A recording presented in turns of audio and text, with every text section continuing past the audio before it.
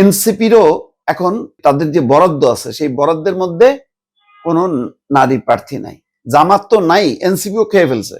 তাহলে আপনি মুখে বলতেছেন নারীর অধিকারের কথা, কিন্তু আপনি বাস্তবে কোনো নমিনেশন দিলেন না।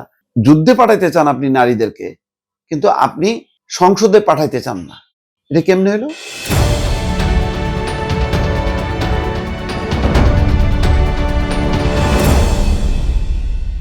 একটা বড় সমালোচনা জামাতের বিরুদ্ধে, সেটা হচ্ছে নারীদের অধিকার নিয়ে। জামাত সেটাকে কিভাবে হ্যান্ডেল করবে? আমরা শুনি জামাতের আমির ডাক্তার শফিকুর রহমানের বক্তব্য।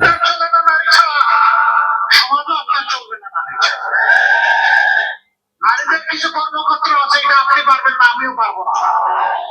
আমার মায়ের, আমার মেয়ের, আমার বোনের, আমার স্ত্রী, কিছু কিছু বিষয় আছে, এটা নারীদের জন্য রেজিগনেটেড, এটা পুরুষের দ্বারা হবে না। সেই কাজ কে করবে? রাসূলুল্লাহ সাল্লাল্লাহু আলাইহি সাল্লামের জামানায় প্রত্যেকটি যুদ্ধে নারীরা অংশগ্রহণ করেছে। যুদ্ধের চাইতে কঠিন কোন কাজ আছে? সেই কাজে যদি সম্মানের সাথে নারীরা দেশের মুখে নিয়ে অংশগ্রহণ করতে পারে, তাহলে দেশের প্রত্যেকটি সেক্টরে আমার মা বোনেরাও কাজ করবেন ইনশাআল্লাহ। বক্তব্যটা এক অর্থে আমি বলবো চমৎকার, কিন্তু বাস্তবতাটা কি? বাস্তবতাটা একটু জানতে চাই। ধরেন আমি মুখে বলছি যে রাসূল মানে নারী যোদ্ধাও ছিল তার আমলে, তারা যুদ্ধ করেছে। তারপরে আবার তিনি আবার বলছেন যে নারীরা যা করে কিছু কাজ, সেই কাজ পুরুষের দ্বারা সম্ভব না। তাহলে কি কোনটা, মানে যে কাজ পুরুষের দ্বারা সম্ভব না, ধরেন মানে সন্তান প্রসব করা, সেই কাজের জন্যই নারীরা নির্দিষ্ট থাকবে? নাকি যে কথাটা রসুল বলেছেন বা রসুল করেছেন যে নারীরা যুদ্ধও করেছে, কোনটা? যদি যুদ্ধ করতে পারে তাহলে সমস্ত ক্ষেত্রেই নারীদের অংশগ্রহণ থাকবে। এখন আসেন বাস্তবে, জামাতের যত নেতা আমরা দেখি, মানে ফ্রন্টে মিডিয়ার সামনে কথা বলে, বক্তৃতা দেয়, কয়জন আছে? জামাতের আমির 1 নম্বর, তারপরে কাকে ধরবেন? মিয়া গোলাম পরোয়ার বা ডাক্তার তাহের। মানে আমি তো 1 থেকে 10 যদি সিরিয়ালি করে, 10-এর মধ্যে একটাও নারী নেই। 20-এর মধ্যে আছে, 30-এর মধ্যে আছে, নেই। আচ্ছা, কয়জন প্রার্থী এবার নির্বাচন করছে জামাতের? নেই। আমরা কি করে দেখতেছি? বোরকা পরে বা হিজাব পরে পরে বিভিন্ন নারীদের বাসায় বাসায় যাচ্ছে। ভালো, এটা নারী কর্মী। তাহলে কর্মী আছে, নেত্রী কোথায়? আবার কিছু কিছু নারী দেখলাম, তারা, আমি অবশ্য জানি না, একটি ইনক্লাব মঞ্চের না জামাতের নারী, যে স্লোগান শাহবাগে দিল, আল্লাহ মাফ করুক, এইটা যেন ধর্ম লাগে না। যে কোনো ধর্মের মানুষ ওই স্লোগান উচ্চারণ করতে পারবে না। ওটার অর্থটা দেখেন, নারীদেরকে যারা, যে সমস্ত পুরুষ, একেবারে পুরুষের অযোগ্য, যারা অমানুষ, আমি বলবো অমানুষ, যেই ভাষায় গালি দেয় নারীদেরকে লক্ষ্য করে, সেই ভাষায় হিজাব পরে বলতেছে যে ওই স্লোগান দিচ্ছে। আমি উচ্চারণ করলাম না ভাই, বললাম তো আমি এই পর্যন্ত উচ্চারণ করতে পারিনি। বলতে পারেন যে হাদি বলতে পারে, উচ্চারণ করতে পারে, আপনি পারেন না কেন? না, আমি পারি না। আর আমি হাদির সব ব্যাপারে তো একমত না।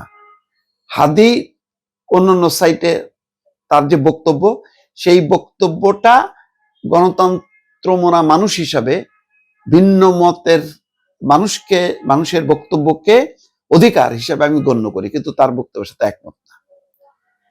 ওই স্লোগানের সাথে তো একেবারেই না। সেই স্লোগানটা নারীরা দিচ্ছে, এরা কারা যায় না অধিকার। আচ্ছা, সেই জায়গায় কিছু কিছু ভালো লেগেছে। সেখানে ছাত্রী সংস্থা নাকি শিবিরের নারী কর্মীরা বক্তব্য দিয়েছে, সেটা ভালো লেগেছে। কিন্তু আমার কথা হলো যে জামাত এত বড় দল যে রাষ্ট্র ক্ষমতায় যাবে বলে তারা আকাঙ্ক্ষা করে, সেখানে এমপি থাকবে না কেন? 5 জন 10 জন এমপি নির্বাচিত, নমিনেশন নাই কেন? যুদ্ধ, রাসূল বলছে যে নারীরা যুদ্ধ করছে, তাদের কতখানি অধিকার। তাহলে সেই যুদ্ধে, নির্বাচনী যুদ্ধে কয়জন আছে বলেন? জামাতের সঙ্গে যেই এনসিপি গেল সেখানে যারা নারী ছিল, তাসনিম জারা, তারপরে ওই যে সামান্তা শারমিন, তারপরে তাসনুভা জাবিন, তারা সব বেরিয়ে চলে আসলো। কেন? তারা জানে যে এই জামাতের সাথে ঐক্য হলে তাদের আসনগুলোকে অ্যালাউ করবে না। ডাক্তার মাহমুদা মিতু একজন ছিল বোধহয় সম্ভবত এনসিপির সাথে, সেও প্রত্যাহার করে ফেলছে। এনসিপিরও এখন মানে ওই যে তাদের যে বরাদ্দ আছে সেই বরাদ্দের মধ্যে কোনো নারী প্রার্থী নাই। জামাত তো নাই, এনসিপিও খেয়ে ফেলছে, আর যারা ছিল বাকিরা সব আগেই বেড়ে গেছে। তাহলে আপনি মুখে বলতেছেন নারীর অধিকারের কথা, কিন্তু আপনি বাস্তবে কোনো নমিনেশন দিলেন না। সংসদে যে সরাসরি হয়ে তারা ধরেন এমপি হবে, মন্ত্রী হবে, কেমনে? কোটায় দিবেন? তাহলে কি হলো? ওটা অধিকারের স্বীকৃতি হলো? যুদ্ধে পাঠাইতে চান আপনি নারীদেরকে, কিন্তু আপনি সংসদে পাঠাইতে চান না। এটা কেমনে হলো? এটা কি স্ববিরোধিতা না?